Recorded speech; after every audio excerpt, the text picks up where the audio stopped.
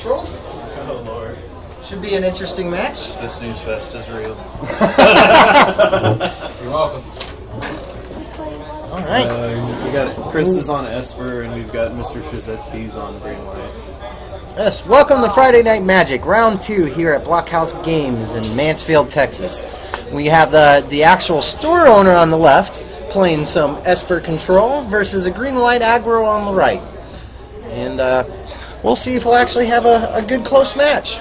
Or it'll be one of those lopsided ones where the aggro starts and the control player just doesn't get what he needs to stop it. Yeah, Control kind of has a hard time with green-white aggro just for the fact if he can land an early Fleece Mane and he doesn't have a way to get rid of it before about turn 4 or 5, if it ever goes monstrous, it's pretty much just game over for the Control opponent. Yeah. The Hexproof Indestructible is really hard to deal with. I'm assuming he's on the Dragon Lord Ojutai plan, which while Dragon Lord Ojutai is very good, he's only 5/4. And he definitely has a problem with the 4/4 Indestructible. Now, granted, Chris can try and race with his Dragon Lord Ojutai and maybe even his Slumgar, the Drifting Death, but we'll have to see what exactly he's playing. Yeah, I mean, he's definitely going to start on the back foot with the other player playing aggro. Exactly. A couple early drops from the green-white deck, especially considering things like Courser, Fleece Mane Lion, and if he is green-white, we may even see a Sunblade Elf on turn 1, which can also be a problem as well. But we'll have to see exactly what's going on. Mr. Graves could also be on the creatureless version of Esper Control, which he'd be leaning on Narset, Elspeth, and even Sorin to generate tokens and to somehow take control of the board. Yeah, that Narset's that new blue-white planeswalker, right? Yeah, yeah, he's pretty hot. Or she. She is, yeah. She is definitely very, very powerful. The problem with her is that while she does go up to 7 loyalty on the first turn you play her, she gets kind of lonely naked, especially in this format where people are playing Siege Rhinos the turn before her, especially if you're not on the play.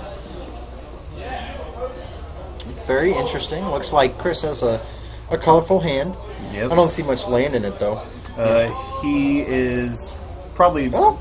Yep, alright, we're going to start off with this Temple of Silence. Keeps the scry on top. It's going to pass to Mr. Straczynski. Alright, we're going to fetch with the Fetid Heath. He's going to go down to 19. For Forest. Alright. And let's see if we're going to see an Elf, or if we're going to see a Sunblade Elf. Alright, Elvish Mystic. Okay. Not bad. Monotwink. Not the worst. He'd probably power out a Courser on turn 2. Alright, we have the Temple of Enlightenment, another Scry. Keeps it on top, passes. He must really like what's coming up. Yep, and he's trying to set up his draws. The problem with this Esper Control deck is his color requirements are pretty strict. He's trying to go from double black to white-blue all the way up to triple white, and so he's got to definitely keep himself in order. Temple of Plenty from Mr. Straczynski, taps his elf, lays down a Sylvan Curated, so it looks like his hand is kind of rampy. We'll see exactly what he comes up with after that. Got a Polluted Delta and a pass from Mr. Graves, probably Counterspell or even a Hero's Downfall. Yeah, he's activated now to be able to start dealing with threats. Yep, so once this Esper deck starts getting 3, 4, 5 lands, you definitely got to start respecting what's in their hand. Alright, we're going to tap Curated, and okay, we've got Anafenza. And that is immediately going to get ultimate priced. Boom. Get that out of here. Very interesting. It's a bolster on a stick for every non-token creature that Mr. Straczynski plays. And, alright. Wow. Yeah, that's a little bit of a board now. Yeah. I guess he popped. Where did that creature go? He killed it. I think he was trying to say that he was trying to play out the... okay. He played out the Bondkin. I mean, he played out the Anafenza, then played a Warden of the First Tree. So I'm assuming he backed up just in case that Mr. Graves wanted to counter the Bondkin. Okay. Or the First Tree. Shovels have sex with goats. Stop it. Stop it. Anyways. Hey, where's your lady date at? She's at home. Alright, so we got an attack in for 2 from the green-white aggro deck. He's got mana open to pump up his Warden, which he does, turns it into a 3/3. It looks like it's going to be hit with another ultimate price, so that's 2 ultimate price. Oh, God's Willing. Oh, real good here. That stung. Yep. We're going to get a Scry from Mr. Straczynski. He's going to put to the bottom, and Mr. Graves is going to take 4. Down to 16. Alright, we're going to untap. He's still got that Narset sitting there in his hand. It's not really doing a lot right now, especially now that he's being threatened by 4 power on the board. Yeah, I wouldn't play it anytime soon. Yeah, we're going to take a scry. Looks like he's going to put it to the bottom. He's in the tank. He's looking at that hero's downfall. Yeah, I don't know if it's worth using yet, though. I mean, I would probably at least let him pump up the... Well, popping up the Warden of the first tree, which is kind of funny. His second level really doesn't change his power and toughness, just gives him life, leak, and trample. Now, Chris is looking at a Slumgar, the Drifting Death, and a Crux of Fate. Looks like he's going to burn the hero's downfall. I'm assuming he's going to see if he can get his green-white opponent to flood the board a little bit more before he blows a Crux of Fate. Yeah. But he's definitely taking some pressure off. Oh, Whisperwood. Real good here for the green-white opponent. 4/4 that manifests at the end of turn, and he can decide to sacrifice it to give all his creatures the ability of when they go to the graveyard, he's going to be able to manifest the top card of the deck. And so now, even if he tries to clear the board, he's still going to have a board to deal with. That sucks. Yeah, Whisperwood is pretty strong trump against these control decks that are trying to run Crux of Fate or End Hostilities or any other type of removal spell that's, you know, taking out 2 or 3 creatures at a time just because he can just decide to refill his hand. But he kind of wishes he would have kept one of those removal spells now. Yeah, he's definitely getting punished for that right now. We're going to see 2 polluted deltas get cracked for Mr. Graves. He's going to go down to 14 for it. Ooh. I think he's... Well, he looks like he's got just 1 black. Oh, no, he's going for blue. He's definitely got his colors figured out. He's got double black, double white, and double blue on the board already, so I think he's just trying to thin out his deck a little bit. More blue lands possibly means that he's trying to dig through time here if he has it in his hand. The 2 cards plus the other 2 removal spells gives him 4 cards in the graveyard, giving the ability to probably dig for 4 mana, leaving up 2, especially if he happens to find an ultimate price for this Whisperwood Elemental, which would probably be the strongest thing to have happen right now. But we'll see exactly what he's going to start doing. I know he's got a nice set in his hand, but with the Whisperwood out and the Manifest token, Mr. Trzynski can just take it down straight without even having to bat an eye. Yeah. Chris needs to do something about the board now. He's definitely in a position where it's kind of make or break right now. Now, if you were in somewhat of a last-ditch effort, would you blow your Crux to clear the board and have them all manifest? I mean, he would lose a bit of his mana in this situation. He would lose a bit of his mana, and it's not the worst position because the green-white player does only have 3 lands out, and trying to turn up some of these creatures in this green-white deck may be more expensive than what he's willing to pay. But Chris is going to lay down a Slumgar, the Drifting Death. It's a 3/7 with hexproof, flying. When it attacks, all creatures the defending player controls get -1/-1 to the end of turn. It's probably going to take out this elf, but we'll see what the green-white player has to deal with it. Being a 3/7, it can pretty much block whatever the green-white player is going to throw at it, unless he somehow finds a way to pump up his creature to be large enough to take it out, which would be pretty unfortunate for Mr. Graves, seeing as how the rest of his hand is pretty mediocre compared to what is on the board at the moment. Yeah, and he had the tap out for it too, so... Ooh, Johnny, that is definitely a way to punch through some Ouch. damage. He's going to activate the +1 on a Johnny and give 3 counters to the Whisperwood Elemental. Oh! So we're going to go into combat. This Whisperwood and the Manifest token are going in. So, of course, Mr. Graves is going to block the Manifest token, but he will take 7 for that. This is going to put him 2/7. So he's definitely in a hard position right here. Those 3 tokens right there definitely shifted, because he could have blocked the elemental. Oh, hold on, I gotta stop him. Uh-oh. Hey, you got a man that doesn't talk part of your library, please, sir. Thank you. Sorry about that, gotta keep that game state straight. He forgot his Manifest trigger at the end of turn. Chris is probably like, damn. Yeah, he's got a lot of mana. He's definitely tapping out for this Crux of Fate. I don't think he's in a position to really do anything else. He can attack a Johnny beforehand to put it to 2 loyalty, but the problem with that is the Johnny is still going to be around, and he's going to turn one of those manifested tokens into a 5/5 with 3 counters on it, along with the other 2 is definitely going to kill him. Alright, we've got a Crux of Fate coming down, so Slumgar. Now, it's on the green-white player if Mr. Trzynski wishes to sacrifice his Whisperwood Elemental, which I don't see a point in not doing. So he's going to sacrifice the Whisperwood. He's going to lose his first Manifest, which was the Temple of Plenty. His next 2 creatures go in the bin, but he's going to manifest the top 2 cards of his deck. And here they come down. Oh, he named Non-Dragon, so we keep Slumgar around. So that's pretty good. Yeah. Alright, so... Well, that's what I kind of figured he was going to do. Yeah. We'll see what a But- Johnny wants to do here. Still, I mean, He's definitely not in a great position. We know that the green-white player runs God's Willing, and all he really has to do is do a God's Willing on one of his creatures to get in for at least 5 damage, and it's still lethal to Mr. Graves the next turn after. yeah, Chris just, I don't see him really moving against the Planeswalker yet either. Anything that he builds up on the board, he's probably going to have to use defensively, and he can't afford the swing. So that Planeswalker might ultimate if the game goes on long enough. Alright, tap 4 mana, and Tapping out. Surik, that's actually really good. So Surik Hunter is a 4/4 for 4, or 5/4 for 4.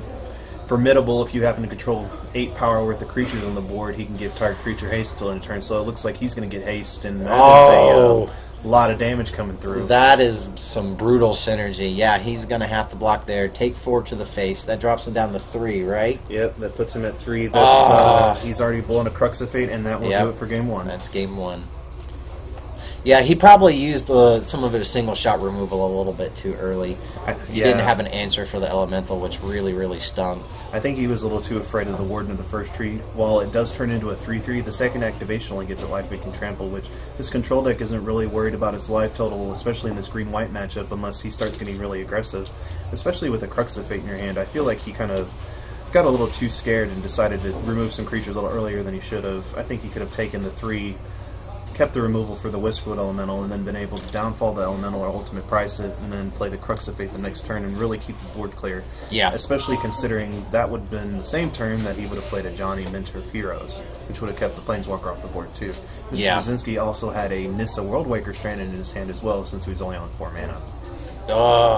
Yeah, but he was never really in a good position to throw that down once the green-white player was developing his board.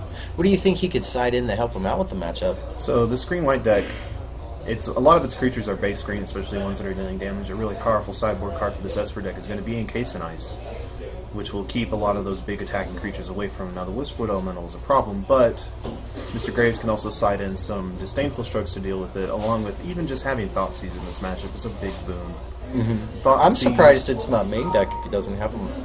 It's a little too rough on your mana, and especially considering that all these red decks are flying around, you really don't want to have too many cards in your main deck that make you take 2 life for getting rid of some of the cards in the mono red deck that may only deal 1 or 2 damage. Your best target in these mono red decks for your Thoughtseizes are going to be something that deals 3 or 4, so we're talking Stokes, Lightning Strikes, Searing Bloods if you happen to have any creatures, but against the green-white matchup, you definitely want to bring it in, especially if he can Thoughtseize out a Surg or even just a Whisperwood Elemental. It's a huge tempo swing. Yeah, he's just going to need to be better with his removal, I think. I think he needs to be more disciplined with his removal. It kind of shows that I don't think he's really been playing this deck enough to really know exactly what he needs to be afraid of. Now, this green-white deck, on the other hand, can also put in some very efficient threats against the control deck, especially go more low to the ground. Fleecemane Lions, Sunblade Elves, even Boon Satyr is really good here. Especially having Cirque, you're able to flash in a Boon Satyr at the end of someone's turn, play a Cirque, and then attack him for at least 9, not counting any pumps. Well, he's definitely got the mana to support that all if he develops it like he did last game. Exactly. First turn Twink, second turn Walls, kind of good. Yep, Caryatid might actually come out in this matchup. Caryatid's a pretty bad draw against these green-white decks. I mean, against these control decks, you really want to have like a more aggressive creature on turn 2, and while it does kind of stunt your mana growth a little bit and hurt your colors, depending on what he's boarded in and out, he may actually be able to smooth himself out in the first early turns of the game. Oh, that's very true. That's very true. Oh yeah, Shuffles. Do you want those dissolves? What? I don't know. I don't need Curious. dissolve. They're your dissolves. That's Oh, they're my dissolves? Yeah, the ones that Chris borrowed. Oh. Okay. Oh! I'll take them. Okay. I forgot he used them. Okay. Yeah, no, I'll take them. Oh, damn. Okay. I thought he was still using them. Interesting. Is he trying to go... Oh, well, he's He playing... got his own. Oh, he got his own. Okay. Why did he go get his own? I didn't care about the dissolves. Whatever. I'll get him after the match. It's on the table. Okay. Cool. Yeah, we totally got to get this hardwired in at some point. And Chris will be on the play, so that'll definitely be an advantage to him.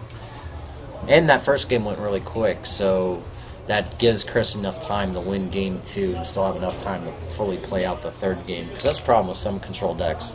You know, they'll lose the first game and they have the ability to win the next 2, but they may not necessarily have the time to win the next two. It's definitely an issue, especially for the blue-black control deck, seeing as how it really only runs maybe one of 4 creatures it could run: Tasigur, Slumgar, the Drifting Death, or even just Pro Lake Ancient. But the green-white deck did break serve against the Esper control deck, so Esper control's on the play again. Both players keep 7. He's going to Scribe at the Temple. He's going to keep on top and pass. Green-white deck goes straight into Elf again. It's a pretty good start. Looks kind of familiar. Yeah, right? Alright, Chris is going to lay down a Swamp and pass. He may be holding up Ultimate Price. Alright, we got a Temple of Plenty out of the green-white deck. He's going to Scry to the bottom and attack for 1. Oh, wow, so he didn't have a 3-drop. Yeah. He may be holding up for a Surik or some other threat to flash in. We got a Polluted Delta from the Esper control player, and he's going to pass. Take a draw from the green-white deck. Plays in a Forest. Alright, so he's got 4. We got 4. Almost one away from Whisperwood, but we'll see what he lays down. Fleecemane Lion. It's real good in this matchup. We'll see what Chris wants to do with it. He's got a fistful of cards. We've definitely seen the Ultimate Price and a Hero's Downfall. He's going to take an attack for 1. Yeah, I hope he's got some instant removal in his hand. That lion can't stay in play that much longer. Yep, he's definitely threatening Monstrous next turn. So Chris is going to take a fetch down to 17. Probably going to grab an island here since he already has double black if he needed to use a Hero's Downfall. It's a very nice looking island. Yep, that's one of my favorite islands out of Zendikar. A lot of people like the Cup Island, but it's the Cliff Island is where it's at. Yeah, I really hope he does something about that lion. Yep, it is definitely very, very threatening, and especially in this board position. If he can't get rid of it this turn, Mr. Straczynski really doesn't have to play anything else if he can get the Monstrous off. Yeah, Chris probably doesn't have much of an answer to a monstrous lion. There's not many answers in Standard right now, outside of sacrifice effects such as Merciless Executioner, or that's pretty much it. Alright, so he's going to take an Anticipate here. This seems real. Is this still at end of turn? This is still end of turn. Okay. This is a very interesting play. Seeing as how Mr. Straczynski doesn't have any white mana up, I think he's taking the slower route here, but it may strain his mana the next turn. He's trying to, I guess, sandbag his removal since the first game kind of taught him a lesson. If Mr. Straczynski did have white mana up, I think he should have used his Hero's Downfall here, just because of fear of God's Willing. Yeah.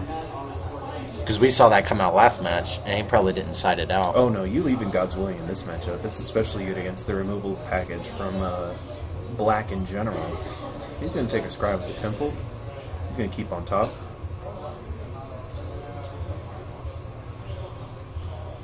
Yep, and we're going to see a Hero's Downfall in that line. Boom. Alright, the green-white player is going to untap, take a draw. So Chris isn't necessarily in a bad spot right now. He's not necessarily in the worst position, but I feel like he could have been a little bit more efficient with his mana last turn. I understand that he's trying to save his removal for Whisperwood Elementals and whatnot, but I feel like taking the Anticipate there was a little too greedy. He needed to leave up mana this turn because 5 is a pretty crucial turn here. This is Whisperwood Elemental territory, and being able to leave up mana for a Disdainful Stroke or even just a Dissolve is a real big tempo swing here. And here comes Whisperwood Elemental, right on time. He's going to take a Manifest at the end of turn and pass over to Mr. Graves. All right, let's see if he learned from game 1 and he has that removal for the Elemental.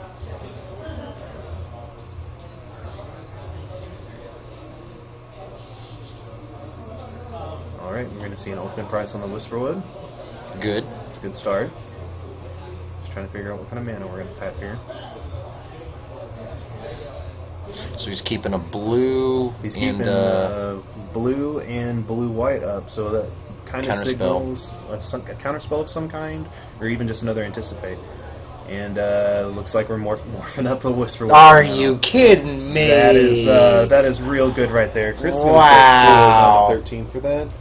And we're going to manifest it in turn. He's going to pass. That is probably the best manifest you could have had right then. Yeah, this guy needs to come with me to Vegas. I need to borrow some of that luck. Jeez. That's a foil one too, isn't it? It's all like shiny and stuff. So of course it makes shiny manifest tokens, or it might on MTGO. We don't know. And we're going to see a Hero's Downfall on that Whisperwood Elemental. And that's fair enough. Man, if that manifests into another elemental, I'm just gonna... Chris might just scoop. Yeah, I would. Alright, so green-white player's going to take a draw. He's looking at a Johnny in his hand. That would be real good right here, but we'll see what he decides to do. That would be really good. He's got 4 mana. He's kind of set it aside. He's thinking about it. Now, if he does play Johnny, I feel like he needs to leave up a white mana to threaten his God's Will. And Zerk, Caller of the Hunt. 5, 6, 7, 8. He has Formidable, and that is going to be 5, 6, 7, 8 damage to Chris. Going to put him down to 5. Oof. That is definitely threatening. He's going to untap, take a draw. About his only out here is going to be a Crux of Fate, but we'll see exactly what he's got going on. He's going to Hero's Downfall Zerk. That's helpful, but it's still got him at 5. And yeah, so the Johnny's and green-white player is going to throw down another Zerk, and that's going to be the game. So the green-white aggressive deck from Mr. William Straczynski is going to beat up on Chris Graves' Esper controlled list 2-0. Yeah, you're kind of right as far as that early anticipate, but I wonder if he was really just trying to find some answers. Maybe his hand wasn't necessarily as pretty as he wanted it to be. I mean, I can understand looking for answers, but there's also a time and place where, while he didn't have white mana up to protect his Fleece Main Lion, I think he needed to be more efficient with his mana that game. He definitely needed to use a removal spell there, because even with the Anticipate, he can counter the first Whisper Elemental, which, while it wouldn't have prevented the second one coming up as we saw, at least he would have known the second one was coming instead of it being a Manifest and had a chance to counter it as well. Yeah, that's very true. That's very true. We've seen the power of Zerk, Caller of the Hunt against these Esper control lists or any kind of slower control deck. That guy's a monster. Yeah. The ability to give himself haste and come down as a 5/4 for 4 is definitely where this deck wants to be at, especially going up against a control deck that wants to try and use its mana on its opponent's turn. And just the synergy that it has with the Johnnies. Like Johnny, we saw in the first game. The manifest tokens from the Whisperwood Elemental, and even the other creatures in the deck. This is definitely... Zerk is definitely where you want to be at. Now, the better question is, was it sideboarded? Apparently it's not. It's main decked, and we've brought... Oh, wow. The green-white player brought in Dromoka's Command, a couple Valorous Stance, and a Boon Satyr. Boon Satyr I can understand.